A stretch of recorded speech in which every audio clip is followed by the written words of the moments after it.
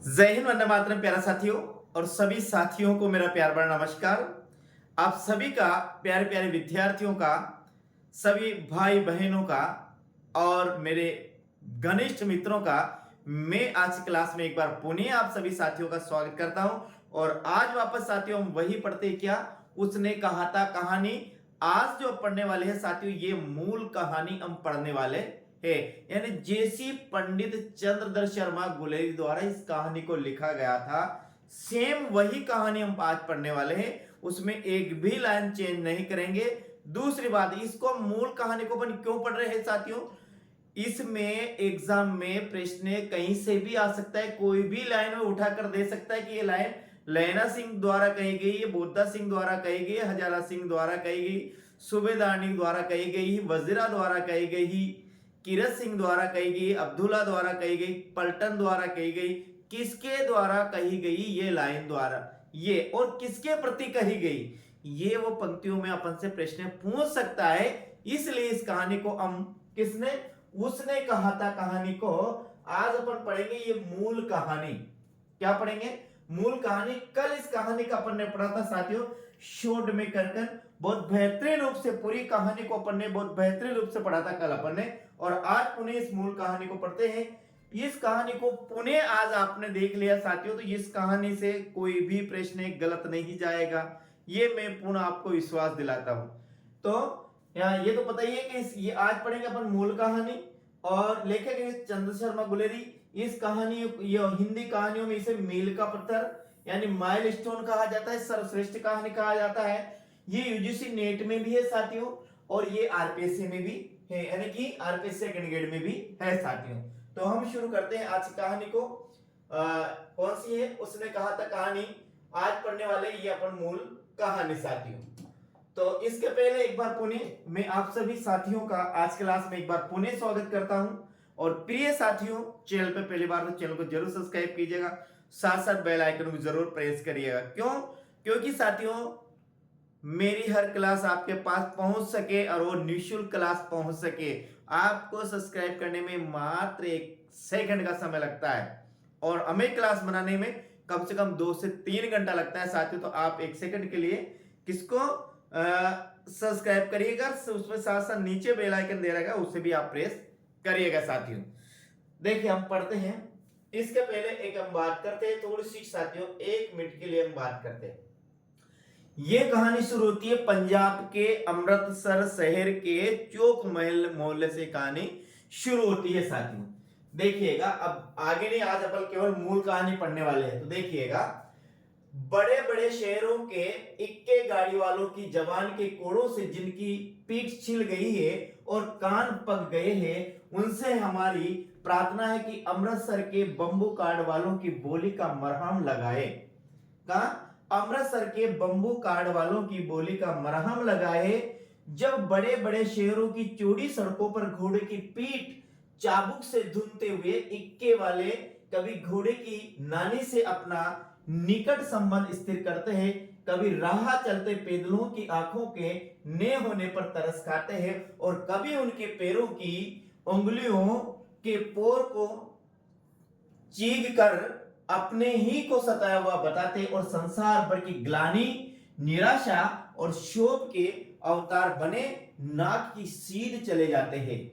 तब अमृतसर में उनकी बिरादरी वाले तंग चक्करदार गलियों में हर एक लड्डी वाले के लिए ठहर कर सब्र का समुद्र उमड़कर बचो खालसा जी, क्या बचो खालसा जी, हटो भाई जी, ठहरना भाई जी, आने दो लाला जी, हटो बाचा, कहते हुए सफेद फेटो खच्चरों और बतकों, गन्ने और कोमचे और भोर वालों के जंगल में से राह खेते हे साथी।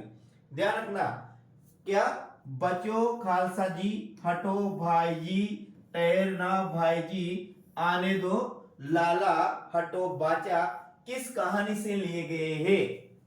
एक गुण से उसने कहा था, एक गुण से उसने कहा था, और ऐसे और भी कई कहानियां हैं कि किससे लिया गया, तो अपन को ध्यान रखना ये लिया गया है किसे, जैसे एक टोकरी भर मिट्टी, आदि कहानियां। तो ये कहानियां, ये जो शब्द लिए गए, ये कहा, उसने कहा था, कहानी से ये शब्द लिए गए, ये आपको ध्यान रखना है।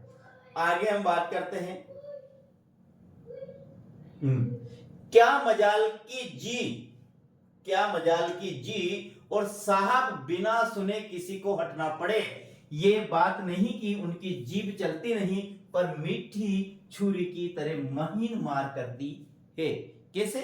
मीठी छुरी की तरह महीन मार करती है। यदि कोई बुढ़िया बार बार चिन्ह देने पर भी लीक से नहीं हटती है, तो उसकी बचनावली के ये नमूने हैं। हट जा जीने जोगे, हट जा कर्मा वाली है, हट जा पूता प्यारी है, बच जा लंबी वाली है। समष्टि में इसका अर्थ है कि तू जीने योग्य है। क्या है? तू जीने योग्य है, हट जा जीने योग्य, यानी कि तू जीने योग्य है, तू भाग्य वाली है, पुत्रों को प्यारी है, लंबी उम्र तेरे सामने है, तू क्यों मेरे पहिए के नीचे आना चाहती है, बच जा। तू क्यों मेरे पहिए के नीचे आना चाहती है, बच जा। ऐसे बंबू कार्ड वालों के बीच में होकर एक लड़का और एक लड़की चौक की एक दुकान पर आ मिले। ध्यान रखना, कहां मिले हैं? चौक की एक दुकान पर। उस दुकान किसकी है, नाम नहीं दे रखा साथियों, ध्यान रखना। चौक की एक दुकान पर आ मिले। उनके बालों और ढीले सूतने से जान पड़ता था कि दोनों क्या है, सिख है। किससे पता लग रहा है कि दोनों सिख है? तो एक तो बालों से और एक ढीले सूतनों से पता लगता है कि दोनों क्या है, सिख है। वह अपने मामा के केस धोने के लिए दही लेने आया था। कौन आया था? लहना सिंह। कौन आया था? लहना सिंह। क्या लेना आया था? ध्यान रखना साथियों, वह अपने मामा के केस धोने के लिए दही लेना आया था, और वह रसोई के लिए बेड़ियां, एक बेड़ियां होती है साथियों जिसमें पूड़ी होती है, नहीं ऐसे पूड़ी की टाइप की बेड़ियां होती है साथियों। वह रसोई के लिए बेड़ियां, दुकानदार एक पर्दे से, वह कौन? लड़की। कौन? सूबेदारनी। ध्यान रखना, कौन? सूबेदारनी। तो बेड़ियां लेना आई थी। ध्यान रखना, क्या लेना आई थी? ये तो बेड़ियां लेना आई थी, रसोई के लिए बेड़ियां, और ये आया था दही लेने आया था साथियों। आगे, और ये रसोई के लिए बेड़ियां। दुकानदार एक पर्दे से गूंथ रहा था, का मतलब बातें कर रहा था, जो शेर भर गिले पापड़ की गड्डी को गिने बिना हटता नहीं था। अब यहां देखिए साथियों, ध्यान से देखिए, तेरे घर कहां है, तेरे घर कहां है। ये जो शब्द है तेरे घर कहां है, ये किसने कहा साथियों? तो ये कहा लहना सिंह ने कहा। किसने कहा? ध्यान रखना, ये जो शब्द कहा किसने कहा? लहना सिंह ने कहा। किससे कहा? सूबेदारनी से कहा। तेरे घर कहा, तो वो बोलती है मगरे में, और तो वो बोलती है, और तेरे, तो वो बोलता है मांझे में। अब मांझे में कौन रहता है? मांझे में रहता है साथियों लहना, और मगरे में कौन रहती है? सूबेदारनी। ध्यान रखना साथियों, सूबेदारनी तो रहती है मगरे में, और लहना रहता है मांझे में। अब आगे फिर पूछता है, यहां कहां रहती है? तो कहती अंतर सिंह की बैठक में, वे मेरे मामा होते हैं। मैं भी मामा के यहाँ आया हूं। उनका घर कहां है? गुरु बाजार में है। ये रहती है मगरे में कहां पर? अंतर सिंह की बैठक में। ये भी मामा के यहाँ आता है, और ये भी किसके यहाँ आता है? मामा के, यानी कि दोनों किसके यहाँ आते हैं साथियों? ध्यान रखना, दोनों ही मामा के यहाँ पर आते हैं। ये रहता है गुरु बाजार में, और ये रहती है अंतर सिंह की बैठक में। अंतर सिंह की बैठक कहां? ये मगरे में है, और गुरु बाजार कहां है? ये मांझे में है। मांझे में कौन रहता है? लहना रहता है। मगरे में कौन रहती है? सूबेदारनी रहती है साथियों। आगे हम बात करते हैं। इतने में दुकानदार निपटा और उसका सौदा लेने लगा। सौदा लेकर दोनों साथ साथ चले। कुछ दूर जाकर लड़के ने मुस्कुराकर पूछा, तेरी कुड़माई हो गई क्या? कुड़माई करते साथियों सगाई। क्या है? कुड़माई करते सगाई।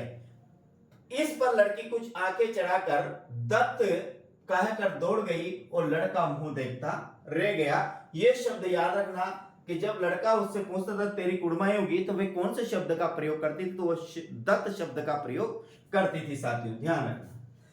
दूसरे तीसरे दिन सब्जी वाले के यहाँ, ध्यान रखना कहाँ कहाँ मिलते हैं, एक मिलते हैं वो सब्जी वाले के यहाँ, दूध वाले के यहाँ, अकस्मात दोनों मिल जाते हैं। महीना भर यही हाल चलता है। कितना? एक महीना यही हाल चलता है। 2-3 बार लड़के ने फिर पूछा तेरी कुड़माई हो गई क्या? और उत्तर में वही मिला, क्या? दर्द मिला। एक दिन जब फिर लड़के ने वैसे ही हंसी में चिढ़ाने के लिए पूछा तो लड़की ने लड़के की संभावना के विरुद्ध बोली, हाँ हो गई है। क्या बोली? हाँ हो गई है। क्या हो गई है? कुड़माई, कुड़माई, हाँ हो गई है। उसने कहा था कहानी में ये किसकी ओर संकेत करता है? हाँ हो गई, तो ये होगी कुड़माई। कुड़माई यानी सगाई के लिए। आगे लड़का पूछता है कब? लड़का पूछता है कब हुई? कल देखते नहीं ये रेशम से कड़ा हुआ सालो। सालो का मतलब है साथियों दुपट्टा। क्या है? दुपट्टा। रेशम से कड़ा हुआ सालो यानी कि दुपट्टा। लड़की भाग गई। लड़के ने घर की राह ली। रास्ते में एक लड़के को मोरी में ढकेल दिया और चाबड़ी वाले की दिन भर की कमाई खोई। एक कुत्ते पर पत्थर मारा। किस पे पत्थर मारा? कुत्ते पर। याद है कुत्ता गधा घोड़ा हाथी, तो किस पे पत्थर मारा? कुत्ते पर पत्थर मारा। और एक गोभी वाले के ठेले में दूध को उड़ेल दिया। सामने नहाकर आती हुई किसी वैष्णवी से टकराकर अंधे की उपाधि पाई। किसकी उपाधि पाई? अंधे की उपाधि पाई। किससे टकराया? कुत्ते से टकराया। किससे टकराया? कुत्ते से टकराया। अब आता है साथियों इसका दूसरा खंड। ये पहला खंड, ये कहानी ये 5 अंकों में विभाजित है या 5 खंडों में ये कहानी विभाजित है। यह आपको ध्यान रखना। पहला अंक इसका समाप्त हुआ, ये अपना चल रहा है दूसरा अंक। अब यहां देखिए, यहां बात आ जाती है साथियों, ये युद्ध की बात यहां पर आ जाती है जर्मनी में। देखिए राम राम यह भी कोई लड़ाई है, दिन रात खंदकों में बैठे हड्डियां अकड़ गई। लुधियाना में 10 गुना जाड़ा और मैं है बर्फ, और बर्फ ऊपर से पिंडलियों तक कीचड़ में धसे हुए है। जमीन कहीं दिखती नहीं। घंटे 2 घंटे कान के पर्दे फाड़ने वाले धमाके के साथ सारी खंदक हिल जाती है और 100 गज धरती उछल पड़ती है। इस गेबी गोले से बचे तो कोई लड़े। नगरकोट का जलजला सुनाता, जहां दिन में 25 जलजले होते हैं, यहां दिन में 25 जलजले होते। जो कहीं खंदक से बाहर सापा या कूनी निकल गई तो चटाक से गोली लगती है। तो चटाक से गोली लगती है। ने मालूम बेईमान मिट्टी में लेटे हुए हैं या घास की पट्टियों में छिपे हुए हैं। लेना और 3 दिन 4 तो खंदक में बिता दिए। परसों रिलीफ आ जाएगी और फिर 7 दिन की छुट्टी अपने हाथे झटका करेंगे और पेट भर खाकर सोएंगे।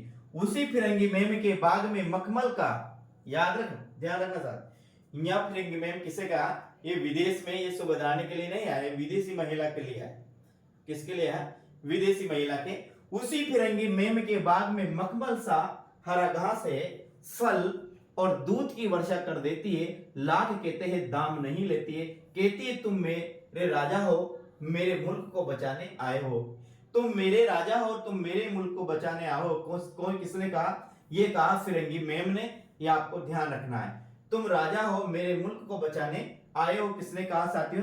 ये कहा फिरंगी मेम ने कहा। आगे हम बात करते हैं। आगे 4 दिन तक पलक नहीं जपी, यानी कि आंखें बंद नहीं करी, यानी बिल्कुल भी नहीं सोए। आगे फिर बिना फेरे घोड़े बिगड़ता है और बिना लड़े सिपाही। बिना घोड़ा, बिना, देखें यहां, बिना फेरे घोड़ा बिगड़ता है और बिना लड़े सिपाही, और बिना पढ़े माइंड से पढ़ाई गायब हो जाती है। बिना अभ्यास किए, तो अभ्यास, हर कार्य में अभ्यास जरूरी है, रूटीन जरूरी है। यदि हमारा पढ़ने का रूटीन है साथियों तो हम निश्चित रूप से सफल हो जाएंगे। एक दिन में, या अपन 10 दिन पढ़े, 10 दिन नहीं पढ़े, 5 दिन नहीं पढ़े तो वो पढ़ना बेकार, इसलिए रूटीन जरा बराबर लगा रहे। आगे बिना फेरे घोड़े बिगड़ता है और बिना लड़े सिपाही। मुझे तो संगीन चढ़ाकर मार्च का हुक्म मिल जाए, फिर 7 जर्मनों को अकेला ने मार कर लौटू तो मुझे दरबार साहब की हवेली पर मत्था टेकना नहीं हो। पाजी कहीं के कलों के घोड़े संगीन देखते ही मुंह फाड़ देते हैं और पैर पढ़ने लगते हैं। यो अंधेरे में 30-30 मन का गोला फेंका है, यो अंधेरे में 30-30 मन का गोला फेंका है। उस दिन धावा किया था, 4 मील तक एक जर्मन नहीं छोड़ा था। पीछे जनरल ने हट जाने का कमान दिया, नहीं तो सीधे हम बर्लिन पहुंच जाते। साथियों इसका कहना ये है, नहीं देखो ये देखो, नहीं तो सीधे हम बर्लिन पहुंच जाते हैं। क्यों सूबेदार हजारा सिंह ने मुस्कुराकर कहा, क्यों सूबेदार हजारा सिंह ने मुस्कुराकर कहा, लड़ाई के मायने जमादार या नायक के चलाए नहीं चलते, बड़े अफसर दूर की सोचते हैं।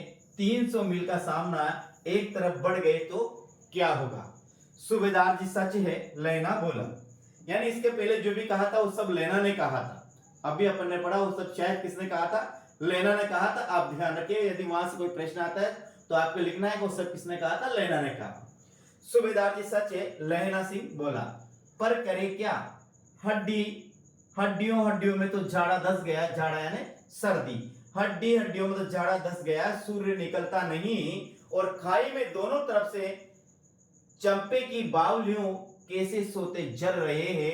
एक दावा हो जाए तो गर्मी आ जाए। कौन ने कहा, लेना सिंह ने कहा कि एक दावा हो जाए तो क्या हो जाए, गर्मी आ जाए।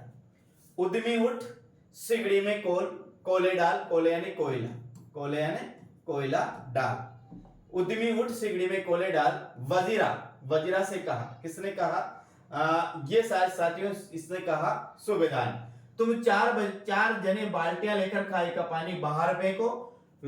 महा सिंह शाम हो गई, खाई के दरवाजे का पेरा बदल दे। ये कहते हुए सूबेदार सारी खंदक में चक्कर लगाने लगे। सूबेदार, ध्यान रखना ये जो शब्द है ये किसके, ये हजारा सिंह के, क्योंकि सूबेदार कौन था, हजारा सिंह था।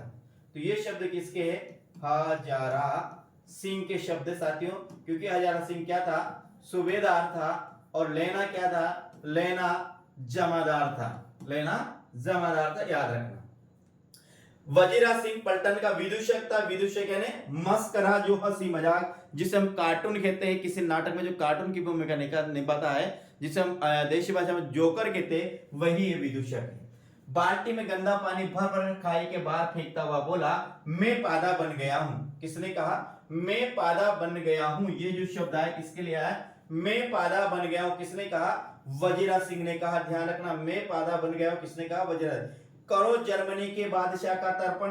तर्पण कहा जाता है मरे हुए को जो जल चढ़ाया जाता है, उनके जो मरने के बाद जो जल चढ़ाया जाता है उसको तर्पण कहा जाता है। तो ध्यान रखना, जर्मनी के बादशाह का तर्पण। इस पर सब खिलखिला उठे और उदासी के बादल छट गए। उदासी के बादल छटने का मतलब है गम का जो माहौल था वो समाप्त हो गया। आगे लेना सिंह ने दूसरी बाल्टी भरकर उसके हाथ में देकर कहा, किसका हाथ में देकर, वजीरा का हाथ में देकर कहा, अपनी बाड़ी के खरबूजों में पानी दो, ऐसा खाद का पानी पंजाब भर में नहीं मिलेगा। ये जो शब्द है ध्यान रखना, किसने किससे कहा, कौन सा, अपनी बाड़ी के खरबूजों में पानी दो, ऐसा खाद का पानी पंजाब भर में नहीं मिलेगा। ये शब्द किसने कहा, लेना सिंह ने कहा। किससे कहा, ये वजीरा से कहा। किससे कहा, वजीरा। वजीरा कौन है साथियों, विदूषक। वजीरा कौन है, विदूषक। विदूषक का मतलब क्या होता है, जिसे हम कार्टून कहते हैं, क्या कहते हैं, कार्टून कहते हैं, वही क्या है, विदूषक है साथियों। आगे, हाँ देश क्या है, स्वर्ग है। मैं तो लड़ाई के बाद सरकार से 10 गुना जमीन यहां मांग लूंगा और फलों के बूटे लगाऊंगा। देखिए किसने कहा, ध्यान रखना, लेना सिंह ने दूसरी बाल्टी भरकर उठ हाथ में देकर कहा, अपनी बाड़ी के खरबूजों में पानी दो, ऐसा खाद का पानी पंजाब भर में नहीं मिलेगा। तो हाँ देश क्या है, स्वर्ग है, और लड़ाई के बाद सरकार के 10 गुना जमीन यहां मांग लूंगा और फलों के बूटे लगाऊंगा। लाड़ी होरा को भी यहां बुला लोगे, या वही दूध पिलाने वाली फिरंगी मेम। कौन सी, तुम मेरे मुल्क को बचाने आए हो, जिस फिरंगी मेम ने यह कहा था। चुप कर, यहां वालों को शर्म नहीं है। चुप कर, यहां वालों को शर्म नहीं। ये जो दोनों बातें चल रही है, ये वजीरा और लेना के मध्य बातें चल रही है। आगे, देश देश की चाल है, देश देश की चाल है, आज तक मैं उसे समझ नहीं सका कि सिख तंबाकू नहीं पीते हैं, वह सिगरेट देने में हट करती है। देश देश की चाल है, आज तक मैं उसे समझ नहीं सका कि सिख तंबाकू नहीं पीते, वह सिगरेट देने में हट करती है, होठों से लगाना चाहती है और पीछे हटता हूं तो समझते हैं कि राजा बुरा मान गया है, अब मेरे मुल्क के लिए लड़ेगा नहीं। कौन कहती है? फिरंगी मेम के शब्द है जो लैना सिंह कहता है, देश देश की चाल है, आज तक मैं मुझे समझ नहीं सका कि सिख तंबाकू नहीं पीते, वे सिगरेट देने में हट करती है और होठों से लगाना चाहती है और पीछे हटता हूं तो समझती है कि राजा तुम बुरा मान गए, अब मेरे मुल्क के लिए लड़ेगा नहीं। अच्छा, अब बोधा सिंह कैसा है? अच्छा है। बोधा सिंह कौन है साथियों? ध्यान रखना, ये जो बोधा सिंह है ये हजारा सिंह का पुत्र है, हजारा सिंह का पुत्र है, और किसका? सूबेदारनी का भी पुत्र है। सूबेदार हजारा सिंह और सूबेदारनी दोनों क्या है? पति पत्नी। इनका पुत्र का नाम है बोधा सिंह, बोध सिंह साथी। क्या है? बोध सिंह है। आगे बात करते हैं। मैं जानता ही नहीं हूं, अब क्या कह रहा है वजीरा? क्या कह रहा है? जैसे मैं जानता ही नहीं हूं, रात भर तुम अपने कंबल उसे उड़ाते हो और आप सिगड़ी के सहारे गुजर करते हो, उसके पहरे पर आप पहरा दे आते हो, अपने सूखे लकड़ी के तख्तों पर उसे सुलाते हो, आप कीचड़ में पड़े रहते हो, कहीं तुम ने मांदे पड़ जाए, झाड़ा क्या है? मौत है, और निमोनिया से मरने वालों को मुरब्बे नहीं मिला करते हैं। ये जो पूरे शब्द है साथियों, ये किसके? वजीरा के हैं। एक बार पुनः किसके? वजीरा के। ध्यान से रखना, जैसे मैं जानता नहीं हूं, रात भर तुम अपने कंबल उसे उड़ा देते, किसे? बोधा को या बोध सिंह को उड़ाते रहते हो, आप सिगड़ी के सहारे गुजर करते हो, उसके पैरे पर आप अपना पैरा दे आते हो, अपने सूखे लकड़ी के तख्तों पर उसे सुलाते हो, आप कीचड़ में पड़े रहते हो, कहीं तुम मांदे नहीं हो पड़ जाए, जाड़ा क्या है? मौत है, और निमोनिया से मरने वाले को मुरब्बे नहीं मिलते हैं। मेरा डर मत करो, मैं तो गुलेल के खड्ड के किनारे मरूंगा, भाई किरत सिंह की गोदी में मेरा सिर होगा। कौन कह रहा? हजारा सिंह। यानी कि किरत सिंह को क्या बताया? भाई मेरा डर मत करो, ये किसने कहा? लैला सिंह। मैं तो बुलेल की खड्ड के किनारे मरूंगा, भाई किरत सिंह की गोदी में मेरा सिर होगा, और मेरे हाथ के लगाए हुए आंगन के आम के पेड़ की छाया होगी। वजीरा ने त्योरी चढ़ाकर कहा, क्या मरने मारने की बात लगा ये? मरे जर्मन और तुर्क? हाँ भाई, कैसे? मरने मारने की क्या बात लगाई है? वजीरा सिंह ने त्योरी चढ़ाकर कहा कि क्या मरने मारने की बात लगाई? मरे जर्मनी और तुर्क? हाँ भाई, कैसे? अब ये ध्यान रखना, ये जो गीत है ये आपके एग्जाम में आ सकता है कि ये पंक्तियां कौन सी कहानी से ली गई है या किस कृति से ली गई है। तो ध्यान रखना, ये जो है ये उसने कहा था कृतियों से ली गई है। दिल्ली शहर में पिंशोर ने जान लिए, कर लेना लोंगा दा बपार मड़िए, कर लेना नांदड़ा सोदा अड़िए, ओए लाना चटाका कदुए नू, के बनाया वे मजेदार गोरी है, हुण लाना चटका कुदे नू। कौन जानता था कि दाढ़ी वाले घर बारी सिख ऐसा लुच्चों वाला गीत गाएंगे, पर सारी खंदक इस गीत से गूंज उठी और सिपाही फिर ताजे हो गए, मानो 4 दिन से सोते और मौज ही करते हो। दूसरा अंक इसका समाप्त होता है, तीसरा अंक इसका चलता है। दोपहर रात गई, दोपहर रात गई है, दोपहर नहीं मतलब दिन का समय नहीं, दोपहर। जो 8 पहर होते हैं उस 8 पहरों में से 2 पहर रात गई है। अंधेरा है, सन्नाटा छाया हुआ है। बोधा सिंह खाली बिस्कुटों के 3 टीनों पर अपने दोनों कंबल बिछाकर और लैना सिंह के 2 कंबल और एक बरान कोट ओढ़कर सो रहा है। लैना पैरे पर खड़ा हुआ है और एक आग खाई के मुंह पर है और एक बोधा सिंह के दुबले शरीर पर बोधा कराहा रहा है। ध्यान रखना, इस कहानी में जो बुखार से पीड़ित था, जो जोहर से पीड़ित था, वह साथियों बोधा सिंह था। क्या है? बोध सिंह नहीं है साथियों, ये बोधा सिंह है, ये बोध सिंह नहीं है, बोधा सिंह है। और यदि कहानी में आता है इन कहानी में कौन सा पात्र जो जोर से पीड़ित है, बुखार से पीड़ित है, वो कौन है? बोधा सिंह है साथियों। बोधा सिंह के लिए जो कंबल की व्यवस्था करता है, उसे जो जर्सी देता है, उसे सिगड़ी के पास रखता है, जो भी व्यवस्था करता है, ध्यान रखना, वो सब लहना करता है। कौन करता है? सब लहना करता है। क्यों बोधा भाई, क्या है? पानी पिला दो। अब देखिए यहाँ एक और ध्यान रखना, पानी पिला दो ये शब्द है, ये बोधा के है, बोधा सिंह से है, के है। किससे कहा? लहना से कहा, लहना से कहा। एक आगे और आएगा, अंत में मां आएगा, पानी पिला दे, ये दे आएगा, मां क्या आएगा? दे आएगा, और नहीं आ रहा दो। ध्यान रखना, पानी पिला दो ये दो ये शब्द है, ये है बोधा सिंह के। पानी पिला दे ये शब्द है लहना सिंह के, और ये कहा वजीरा से, वजीरा को मानता है वहां पर कीरत सिंह। ध्यान रखना, एग्जाम में यदि आ जाता है पानी पिला दो किसने कहा, तो ये कहा किसने? बोधा ने कहा। और यहाँ आता है पानी पिला दे की जगह यदि दे आता है पानी पिला दे, तो ये जो शब्द कहा ये किसने कहा? लहना ने कहा। किससे कहा? वजीरा से कहा। ये वजीरा को वहां पर क्या मानता है? कीरत सिंह मानता है। ये दोनों बातों को ध्यान रखना। लहरा ने कटोरा उसके मुंह से लगा कर पूछा, कहा कैसे हो, कहो कैसे हो। पानी पीकर बोधा बोला, कंपनी छूट रही है, रोम रोम में तार दौड़ रहे, दांत बज रहे, दांत बज रहे। अच्छा मेरी जर्सी पहन लो। किसने कहा? बोधा सिंह, लहना ने कहा, अच्छा मेरी जर्सी पहन लो, और तुम, मेरे पास सिगड़ी है और मुझे गर्मी लगती है, पसीना आ रहा है। मेरे पास सिगड़ी है, मेरे पास सिगड़ी है, मुझे गर्मी लगती है और पसीना आ रहा है। यो शब्द है, ये भी लहना सिंह के हैं। किसके है? ये शब्द है, ये भी किसके है? लहना सिंह। ना मैं नहीं पहनता, 4 दिन तुम मेरे लिए कुछ नहीं किया, ये जो शब्द है ये बोधा सिंह के शब्द है। हाँ याद आई मेरे पास, ये भी लेना कह रहा है कि हाँ याद आई मेरे पास दूसरी गरम जर्सी है, आज सवेरे ही आई है, विलाई से बुन बुन कर भेज रही है मैमे, गुरु उसका भला करे। यूं कहकर लेना अपना कोट उतार कर जर्सी उतारने लगता है। सच कहते हो, क्या है? सच कहते हो। किसने? बोधा ने कहा कि सच कहते हो, जो बोल रही है वास्तव में क्या सच है? तो फिर लेना कहता है और नहीं झूठ है। क्या झूठ है? मैं बोल रहा हूं यूं कहकर नहीं, यूं कहकर नहीं करते।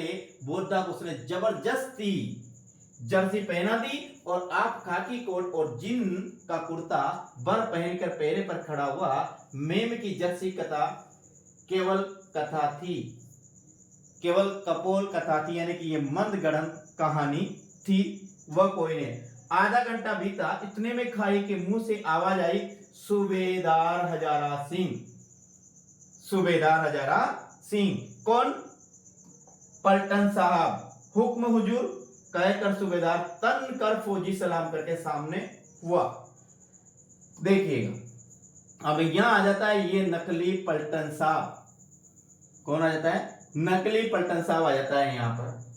आगे देखिएगा, देखो इसी समय धावा करना होगा, देखो इसी समय धावा करना होगा। मील भर की दूरी पर पूरब के कोने में एक जर्मन खाई है, उसमें 50, ध्यान रखना, उसमें 50 से ज्यादा जर्मन नहीं है। किसने? कितने बताया इसने? 50 से ज्यादा जर्मन नहीं है उसमें। ध्यान रखना, कितने बताए? 50 से ज्यादा जर्मन नहीं है। लेकिन अंत में आता है कि जर्मनों की संख्या कितनी थी? 70, और 70 में कितने मरे थे? 63 मरे हुए थे। और सिख कितने शहीद हुए थे? 15 सिख शहीद हुए थे साथियों। ये ध्यान, यहाँ इनकी संख्या कितनी आई? 15, इनकी से 50 इनकी संख्या आई। इन पेड़ों के नीचे नीचे 2 खेत काट कर रास्ता है, 3-4 घुमावे, जहां मोड़े वहां 15 जवान खड़े कर आया हूं। कितने जवान खड़े करके आता है वो? 15 जवानों का नाम लेता है। और जर्मन कितने हैं? 50। तुम यहाँ 10 आदमी छोड़कर सबको साथ ले जाओ, साथ ले उनसे जा मिलो, खंदक छीन कर वहीं, जब तक दूसरा हुक्म ने मिले डटे रहो, हम यहां रहेगा। ये शब्द का नकली पलटन साहब के साथियों, जो सारे शब्द ध्यान रखना किसके हैं? ये सारे शब्द नकली पलटन साहब के शब्द है। जो हुक्म, किसने कहा? जो हुक्म जो शब्द आया ये हजारा सिंह का शब्द है, ध्यान रखना, लैना का नहीं है। किसका है? हजारा सिंह का ये शब्द है, ये लैना सिंह का नहीं है साथियों, ध्यान रखना। अब देखिए, चुपचाप सब तैयार हो गए, बोधा भी कंबल उतार कर चलने लगा। तब लैना सिंह ने उसे रोका। लैना आगे हुआ तो बोधा के बाप सूबेदार ने उंगली से बोधा की ओर इशारा किया। लैना सिंह समझकर चुप हो गया। पीछे 10 आदमी कौन रहे, इस पर बड़ी हुज्जत हुई। कोई रहना ने चाहता था, समझा बुझाकर सूबेदार ने मार्च किया। लपटन साहब लहना की सिगड़ी के पास मुंह फेर कर खड़े हो गए और जेब से सिगरेट निकालकर सुलगाने लगे। 10 मिनट बाद उन्होंने लहना की ओर हाथ बढ़ाकर कहा, लो तुम भी पियो। नकली जो पलटन साहब आया था वो क्या पिया, उसने क्या पिया? सिगरेट, बीड़ी, चिलम या हुक्का? तो ध्यान रखना, उसने सिगरेट पी। आंख मारते मारते लैना सिंह सब समझ गया। मुंह का भाव छिपाकर बोला, लाओ साहब। हाथ आगे करते ही उसने सिगड़ी के उजाले में साहब का मुंह देखा, बाल देखे, तब उसका माथा ठनका। किसका माथा ठनका? लैना सिंह का माथा ठनका। तब उसका माथा ठनका। किसका माथा ठनका? लैना सिंह का माथा ठनका। लपटन साहब के पट्टी वाले बाल एक दिन में ही कहां उड़ गए और उसकी जगह कैदियों से कटे बाल कहां से आ गए? ये कौन सोचा? लैना सिंह ने यह सोचा। शायद साहब शराब पिए हुए है और उन्हें बाल कटवाने का मौका मिल गया है। लैना ने जांचना चाहा। लपटन साहब 5 वर्ष से उसकी रेजिमेंट में थे। किसकी रेजिमेंट में? लहना की रेजिमेंट में थे। क्यों साहब, हम लोग हिंदुस्तान कब जाएंगे? किसने कहा? लैना सिंह ने कहा। किससे कहा? नकली पलटन साहब से कहा। लैना सिंह ने कहा और किससे कहा? नकली पलटन साहब है, लपटन साहब है साथी। एक बार पुणे उसको देखता।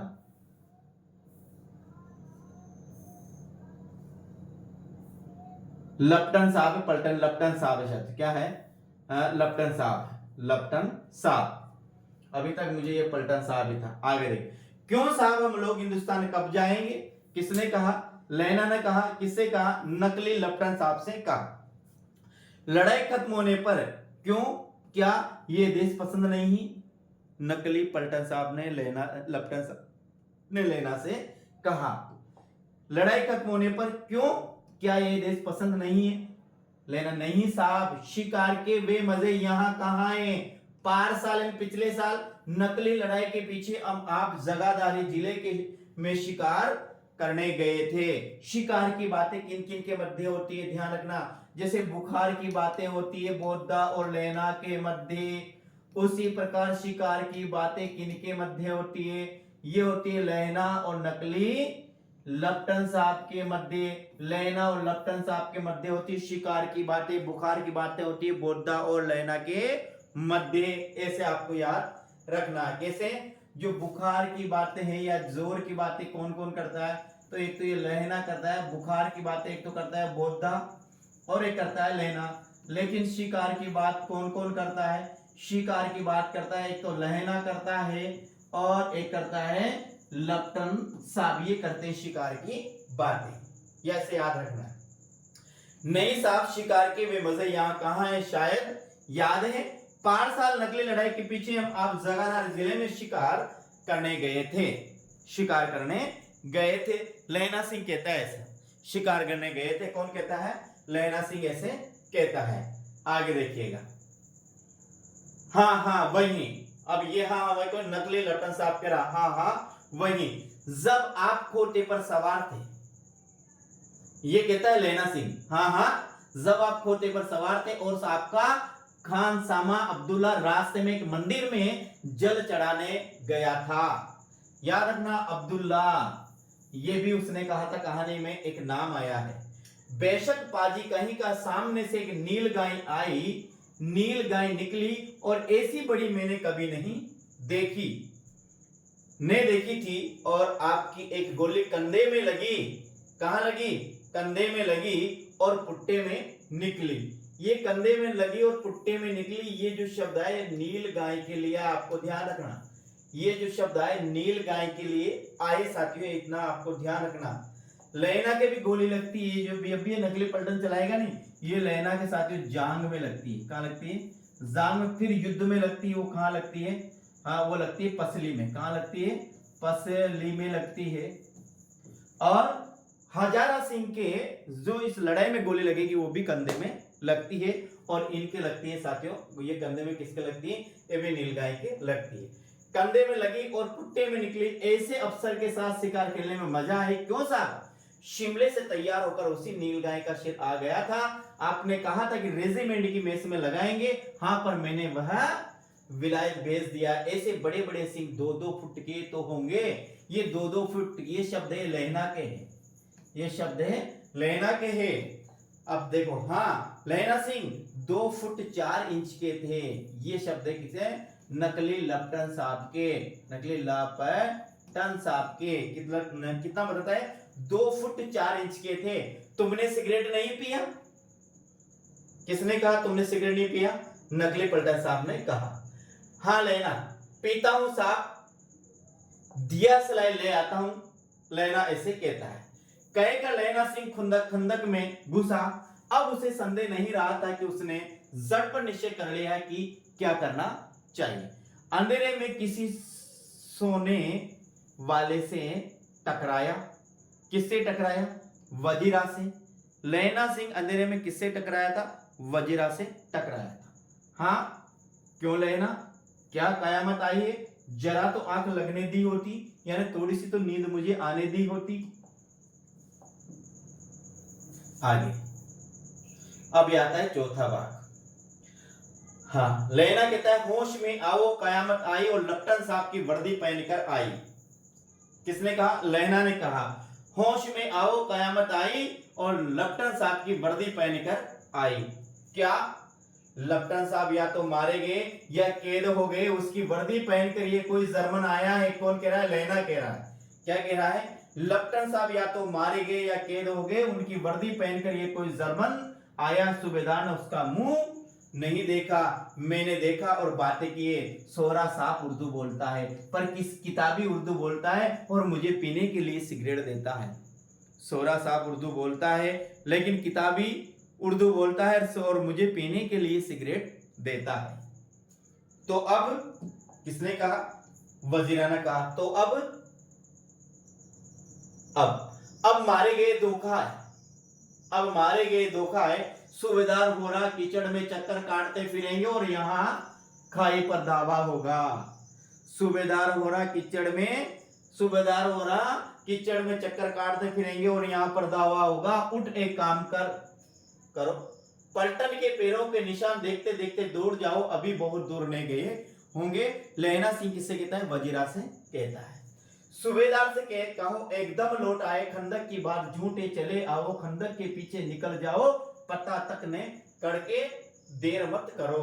हुक्म तो यह है कि यही रहो।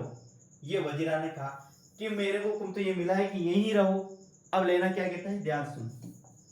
ऐसी तेसी हुक्म की, लेना कहता है कि ऐसी तेसी हुक्म की, मेरा हुक्म जमादार लेना जो इस वक्त यहां का सबसे बड़ा अफसर है, उसका हुक्म है।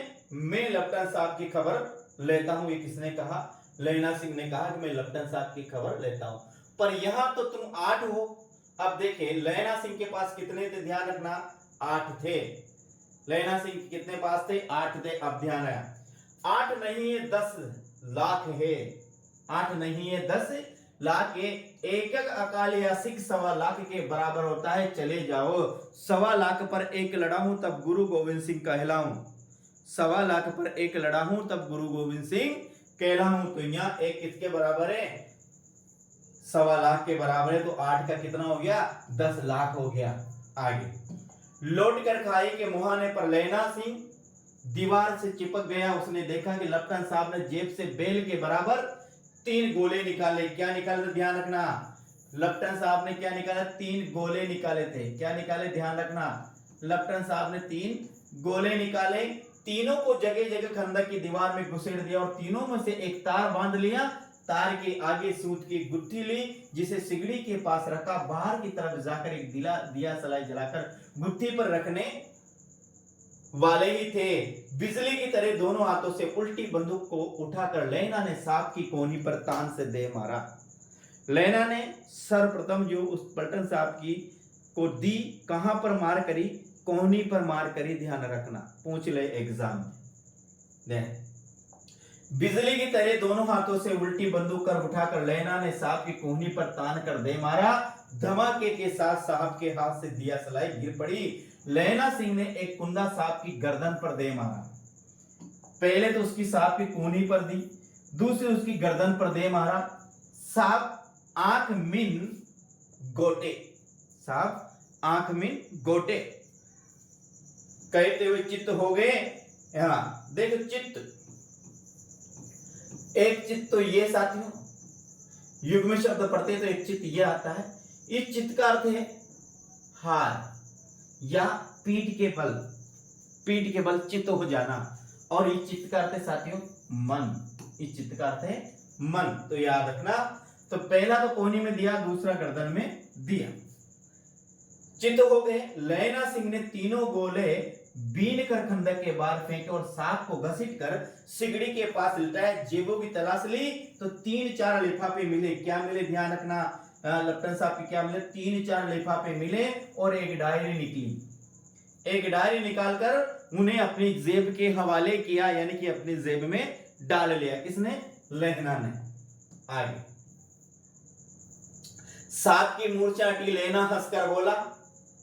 सांप की मूर्छा हटी, लेना हंसकर बोला, क्यों पलटन साहब, मिजाज कैसा है? आज मैंने बहुत बातें सीखी है। ये सीखा है कि सिगरेट पीते, ये सीखा है कि जगाधारी के जिले में नीलगाय होती है और उनके 2 फुट 4 इंच के सींग होते। ये सीखा कि मुसलमान खानसा मूर्तियों पर जल चढ़ाते हैं, क्योंकि ये सब क्या है? उसने झूठे कहा था। और लप्टन साहब खोते पर चढ़ते हैं, पर यह तो कहो ऐसी साफ उर्दू कहां से सीख आए? हमारे लप्टन साहब तो बिन डेम के 5 लफ्ज भी नहीं बोला करते हैं। लेना के पतलून की जेब, आप देखो लेना ने सबसे बड़ी भूल की थी, इसी वजह से लेना मरा। लेना ने पतलून के जेबों की तलाशी नहीं ली थी। सांप ने मानो झाड़े से बचने के लिए दोनों हाथ जेबों में डाल रखे थे। लेना ने पतलून की जेबों की तलाशी नहीं ली थी। सांप ने झाड़े से बचने के लिए मानो दोनों जेबों में हाथ डाले हुए थे। लेना सिंह कहता गया, चालाक तो बड़े हो, चालाक तो बड़े हो, पर मांझे का लेना इससे इतने बरस पलटन साहब के साथ रहा, उसे चकमा देने के लिए 4 आंखें चाहिए। लेना कहाँ का है? मांझे का। सूबेदार ने कहा कि मगरे की, याद रखना, लेना कहाँ का है? मांझे का। सूबेदार ने कहा कि मगरे की है। 3 महीने हुए, एक तुर्की मौलवी मेरे गांव आया था। ये तुर्की मौलवी की कहानी कौन सुनाता है? लेना सुनाता है। 3 महीने हुए, एक तुर्की मौलवी मेरे गांव में आया था। औरतों के बच्चे होने के ताबीज बांटता था और बच्चों की दवा देता था। चौधरी के बड़ के नीचे मंजा बिछाकर हुक्का पीता रहता था और कहता था कि जर्मनी वाले बड़े पंडित वेद पढ़कर उनमें से विमान चलाने की विद्या जान गए और गो को नहीं मारते। हिंदुस्तान में आ गए तो गो हत्या बंद कर देंगे। मंडी के बनिए को बहकाया कि डाक खाने से रुपए निकाल लो, सरकार का राज्य जाने वाला है। डाक बाबू पोलूराम, याद रखना, पोलूराम अब्दुल्ला आया, पोलूराम आया, महासिंह आया, ये शब्द आपको याद रखना। डाक बाबू कौन? ये पोलूराम कौन था? ये डाक बाबू था। भी डर गया था। मैंने मुल्ला जी की दाढ़ी मोड़ दी और गांव से बाहर निकाल कर कहा था कि मेरे गांव में अब पैर रखा तो जान से मार दूंगा। सांप की जेब में से पिस्तौल चली। वो जो सांप था नकली पलटन, लेना ने पतलून की जेब की तलाशी नहीं ली थी, तो उसमें से उसने पिस्तौल निकाली। देखिए यहाँ लिखा है, सांप की जेब में से पिस्तौल चला और लेना की जांग में लगा। जांग में गोली लगी। इधर लेना की हेनरी मार्टिन के 2 फायरों ने सांप की कपाल क्रिया कर दी। धड़ाका सुनकर सब दौड़ पड़े। धड़ाका सुनकर यानी सांप को यहां पर मार दिया। हेनरी मार्टिन, याद रखना ये किसकी बंदूक से निकले हुए थे? गोले। बोधा चिल्लाया क्या है? बोधा चिल्लाया क्या है? लेना ने उसे ये कहकर सुला दिया कि एक हड़का कुत्ता आया था, मार दिया और औरों से सब ये हाल कह दिया। सब बंदूकें लेकर तैयार हो गए। लेना ने सापा फाड़कर घाव के दोनों तरफ पट्टियां कसकर बांधी। घाव मांस में था, मांस में ही था। पट्टियों के कसने से लहू निकलना बंद हो गया। ध्यान रखना, उस साहब ने जो बंदूक चलाई थी उसकी लेना कहां पर लगी थी? तो लेना को ये जांग में लगी हुई थी। कहां पर लगी थी? जांग में लगी। इतने में 70 जर्मन चिल्लाकर खाई में घुस पड़े। कितने? ध्यान रखना, 70 जर्मन खाई में घुस पड़े। सिक्कों की बंदूकों की बाढ़ ने पहले धावों को रोका, दूसरे को रोका, पर यहां से 8 लेना सिंह एक एक कर मार रहा था। वह खड़ा था और लेटे हुए थे। लेना खड़ा था और सब क्या है? लेटे हुए थे। वे 70 अपने मुर्दों भाइयों के शरीर पर चढ़कर जर्मन आगे घुसे आते थे। थोड़े से मिनटों में ही समाप्त हो गए। अचानक आवाज आई, अचानक आवाज आई, वहा गुरु की फतेह, वहा गुरु का खालसा। वहा गुरु की फतेह, वहा गुरु का खालसा। 1.25 लाख पर एक लड़ाऊं तब गुरु गोविंद सिंह कहलाऊं। वहा गुरु की फतेह, वहा गुरु का खालसा। और धड़ाधड़ बंदूकों के फायर से जर्मनों की पीठ पर पड़ने लगे। ऐसे एन मौके पर जर्मन 2 चक्कियों के पाटों के बीच में आ गए। पीछे से सूबेदार हजारा सिंह के जवान आग के गोले बरसा रहे थे और आगे से लेना के जवान संगीन बरसा रहे थे और सामने लेना के साथी संगीन चला रहे थे। पास आने पर पीछे वालों ने भी संगीन पिरोना शुरू कर दिया। एक किलकारी और अकाल सिक्का दी फौज आई। एक किलकारी और अकाल सिक्का दी फौज आई। वहा गुरु की फतेह, वहा गुरु का खालसा। सत श्री अकाल पुरुष। और लड़ाई खत्म हो गई। 63 जर्मन या तो खेत रहे या करार रहे, यानी कि मर गए। खेत यानी मर गए। कितने? 70 में से कितने मरे? 63। ध्यान रखना, 70 में से कितने मरे? 63 मरे। आगे या करा रहे थे। सिक्कों में 15 और सिक्कों में किसने? सिक्कों के 15 के प्राण गए। और इधर कितने मरे? 63 मरे। जर्मन और सिख कितने मरे? 15 मरे। 15 के प्राण गए। सूबेदार के दाहिने कंधे में गोली लगी। ध्यान ना, दाहिने कंधे में। कौन से कंधे में? दाएं बाएं आगे पीछे। कहां लगी? सूबेदार के दाहिने। सूबेदार है ना हजारा सिंह के, सूबेदार है हजारा सिंह और जमादार है लहना सिंह। तो इसके कहां लगी? दाहिने कंधे में गोली लगी। गोली आर पार निकल गई। इधर से लगी, इधर से निकल गई। दाहिने ये बाएं, दाहिने कंधे में, इस कंधे सीधे हाथ के कंधे में। लहना सिंह की पसली। और लहना सिंह के कहां लगी? लहना सिंह के पसली में लगी। और पहले कहां लगी थी? जांग में लगी थी। एक गोली लगी, उसने घाव को कंधक की मिट्टी से पूर लिया और बाकी का साफा कसकर कमर बंद की तरह लपेट लिया। किसी को खबर नहीं हुई कि लहना को दूसरा गांव भारी गांव लगा। आगे लड़ाई के समय चांद निकल आया था। ऐसा चांद जिसे प्रकाश से संस्कृत कवियों का दिया हुआ शही नाम सार्थक होता है। शही यानी क्षीण नाम सार्थक होता है। और हवा ऐसी चल रही थी जैसे बाण भट्ट की भाषा में दंत वीणो उपदेशाचार्य केलाई। दंत वीणो उपदेशाचार्य केलाई। वजीरा सिंह कह रहा था कि मैंने मन भर फ्रांस की भूमि पर मेरे बूटों से चिपक रही थी। जब मैं दौड़ा दौड़ा सूबेदार के पीछे गया, सूबेदार लहना से सारा हाल सुना और कागजात पाकर वे उसकी तुरंत बुद्धि की सराहना कर रहे थे और कह रहे थे, तू नहीं होता तो हम मारे जाते, तू नहीं होता तो हम आज सब मारे जाते। इस लड़ाई की आवाज 3 मील दाहिनी ओर खाई वालों ने सुन ली थी। उन्होंने पीछे टेलीफोन कर दिया था और वहां से झटपट 2 डॉक्टर और बीमार ढोने की गाड़ियां चली आई, जो कोई 1.5 घंटे के अंदर अंदर आ पहुंची। फील्ड अस्पताल नजदीक था। सुबह होते होते वहां देखिए, एक और बात यहाँ पर ध्यान रखना, कितनी गाड़ियां आई थी ये ध्यान रखना। तो 2 तो डॉक्टर आए थे, 2 गाड़ियां आई थी, ये भी ध्यान रखना। 2 डॉक्टर आए थे और ढोने की गाड़ियां और 2 बीमार ढोने की गाड़ियां। तो 2 डॉक्टर और 2 गाड़ियां आई थी, जो कोई 1.5 घंटे के अंदर अंदर आ पहुंची। फील्ड अस्पताल नजदीक था। सुबह होते होते वहां पहुंच जाएंगे, इसलिए मामूली पट्टी बांधकर एक गाड़ी में घायल लिटा गए और दूसरी में लाशें रखी गई।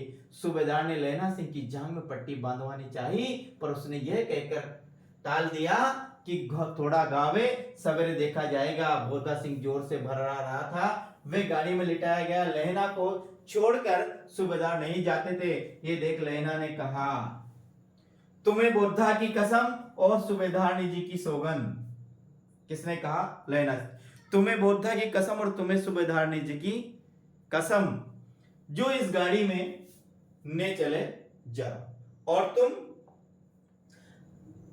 हजारा सिंह ने कहा, और तुम मेरे लिए यहां वहां पहुंचकर गाड़ी भेज देना। और जर्मन मुर्दों के लिए भी 2 गाड़ियां आती होगी। मेरा हाल बुरा नहीं है, देखते नहीं मैं खड़ा हूं, वजीरा सिंह मेरे पास है। अच्छा, पर बोधा गाड़ी पर लेट गया। बोधा गाड़ी पर लेट गया। भला आप भी चढ़ जाओ, सुनिए तो।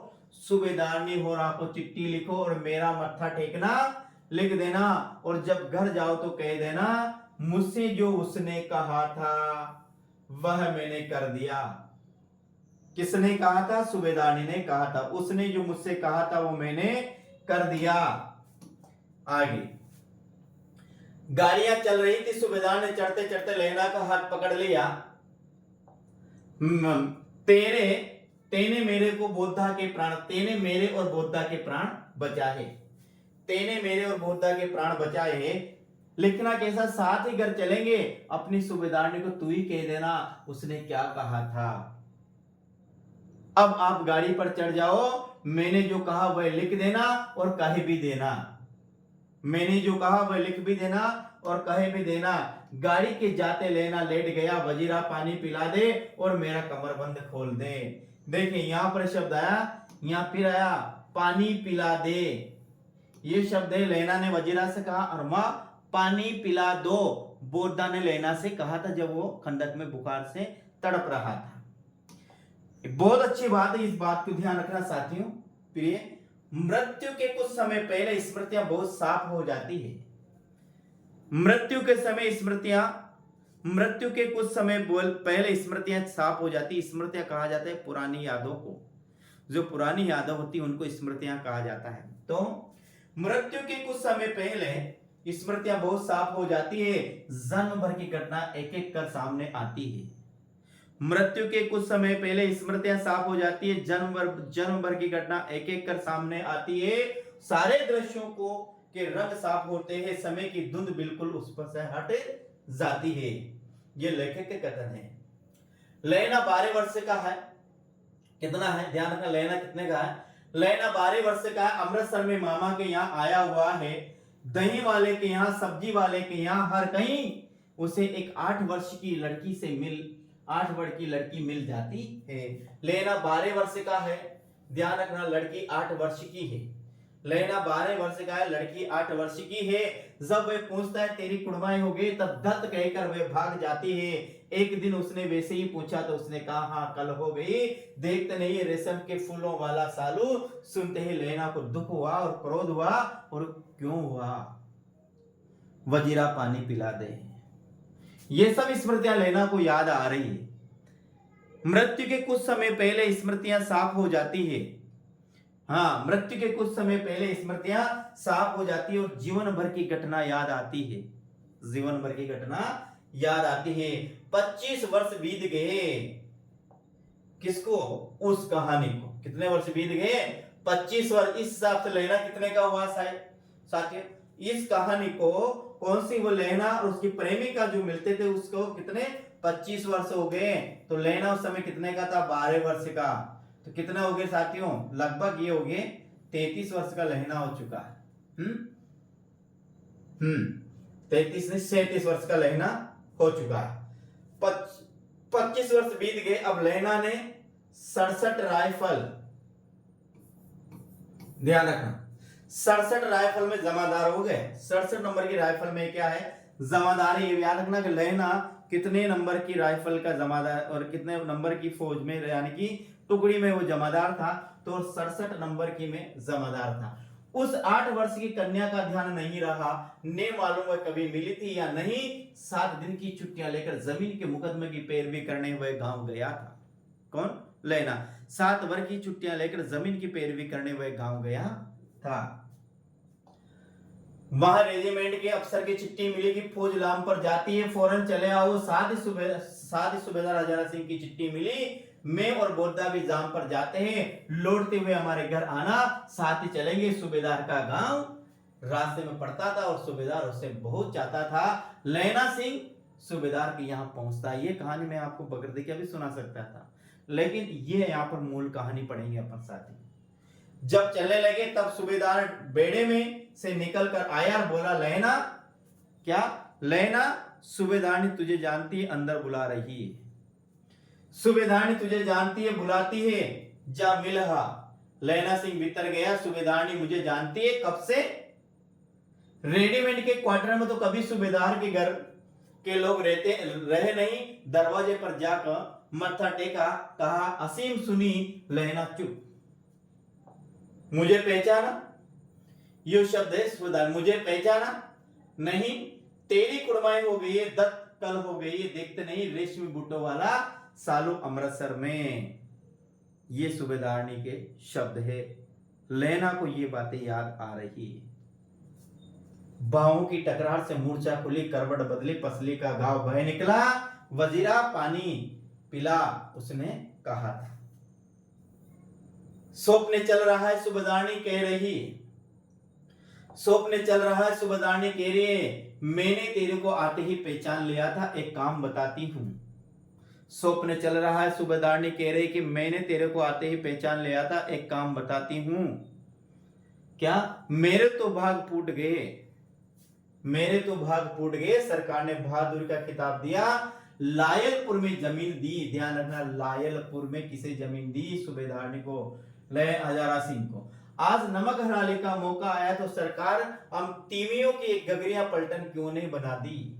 तीमियन स्त्रियों की गगरिया पलटन क्यों नहीं बना दी? जो मैं भी स्त्री हूं, मैं भी सूबेदार जी के साथ चले जाती। एक बेटा है फौज में भर्ती हुए, उसे 1 ही बरस हुआ है, उसके पीछे 4 और हुए पर एक भी नहीं जिया।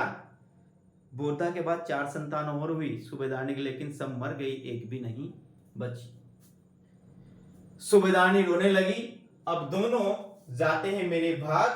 तुम्हें याद है एक दिन तांगे वाले का घोड़ा दही वाले की दुकान के सामने बिगड़ गया था, यानी कि जिसे कहते हैं ना, घोड़ा नाराज हो गया था। घोड़ा जोर जोर से भाग रहा था या उछल रहा था, बिगड़ रहा था। तुमने उस दिन मेरे प्राण बचाए थे। आज आप घोड़े की लातों में चले गए थे और मुझे उठाकर दुकान के तख्ते पर खड़ा कर दिया था। ऐसे ही इन दोनों को बचाना, ये मेरी भिक्षा है, तुम्हारे आगे आंचल पसारती हूं। यही मेरी भिक्षा है, तुम्हारे आगे में आंचल पसारती हूं। रोती रोती रोती सूबेदारनी ओबरी में चली गई। लैना भी आंसू पहुंचता हुआ बाहर आ गया। वजीरा पानी पिला, उसने कहा था। वजीरा पानी पिला, उसने कहा था। लैना का सिर अपनी गोद में रखे वजीरा सिंह बैठा है। जब मांगता है तब पानी पिला देता है। आधे घंटे तक लैना चुप रहा, फिर बोला, कौन? किरत सिंह। यानी कि वजीरा कौन समझता है? वो किरत सिंह समझता है। वजीरा ने कुछ समझकर कहा कि हाँ भैया, मुझे और ऊंचा कर ले, अपने पट्टा पर मेरा सिर रख दे। वजीरा ने वैसे ही किया। हाँ अब ठीक है, पानी पिला दे, बस अब के हाड़ में ये आम खूब फलेगा। चाचा भतीजा दोनों यहाँ बैठकर आम खाना। जितना बड़ा तेरा भतीजा है उतना ही आम है। जिस महीने उसका जन्म हुआ था उसी महीने में मैंने उसे लगाया था। हजारा के आंसू टपक टपक टपक रहे थे। कुछ दिन पीछे लोगों ने अखबार में पढ़ा, फ्रांस और बेल्जियम की 67वीं सूची के मैदान के गांव में मरा 67 नंबर का सिख राइफल जमादार लैना सिंह। सिख राइफल जमादार लैना सिंह। ध्यान रखना, ये लाइन अंत में याद रखना, कौन सी सूची में उसका नंबर आया था? तो ये है 67वीं सूची में साथियों उसका नंबर आया था। 66वीं, ये तो 6 है और ये कितने हैं? 68, शायद 68 होगा। ये कितने हैं? ये 67 होगा। तो ये ध्यान रखना, ये गिनती मुझे नहीं आती है, आपको इनको याद रखना, ये दोनों को याद रखना। यानी कि इनको ऐसे याद रखना आपको कि बेल्जियम, फ्रांस और बेल्जियम की जो 67वीं सूची है, या 68वीं जो सूची, ये 68 होगा तो ये 68वीं सूची मैदान में घावों से मरा नंबर 77 वाला, नंबर 77 वाला लेना सीखता। ये नंबर भी याद रखना है और इस सूची के ये भी आपको संख्या याद रखनी है, दोनों की संख्या याद रखनी है, एग्जाम में पूछ सकता है। तो प्रिय साथियों, आज अपन ने पढ़ी उसने कहा था कहानी, कैसी लगी मुझे कमेंट के माध्यम जरूर पता कर जाए। पूरा 1 घंटा लगा साथियों इस कहानी को। इसी प्रकार की जो और भी कहानियां उसे पढ़ते रहिए, मैं आपको पढ़ाता रहूंगा। हो सकता है मैं कभी कभी मेरी क्लास मिस हो जाती है क्योंकि मैं वो बिजी होने के कारण घर का समस्त कार्य लगभग बाहर का मुझे करना पड़ता है, इसलिए साथियों ये कई बार एक क्लास नहीं ले पाता हूँ, लेकिन मैं कोशिश करूंगा कि रोजाना आपसे क्लास लूँ। तो जाते जाते साथियों चैनल को जरूर सब्सक्राइब कीजिएगा, साथ साथ बेल आइकन दबाकर ऑल पर जरूर प्रेस कर लिएगा, क्योंकि इसमें प्यारे साथियों विद्यार्थियों बहुत ज़्यादा मेहनत होती है। ये क्लास अभी मुझे बोलते बोलते 1 घंटा हो चुका है, 1 घंटे में फिर ये साथियों अपलोड हो, लगभग 1 डेढ़ घंटा में फिर अपलोड होगी। इसके लिए लगभग 20 से 30 रुपये की जीबी की भी आवश्यकता पड़ती है। तो प्रिय विद्यार्थियों चैनल को जरूर सब्सक्राइब करें, साथ साथ लाइक और कमेंट के माध्यम से बताइए, और प्रिय विद्यार्थियों इसको बहुत ज़्यादा शेयर कीजिएगा। तो जय हिंद, वंदे मातरम प्यारे साथियों। कल फिर मिलते हैं अगली क्लास में। राम राम, गुड नाइट प्यारे साथियों।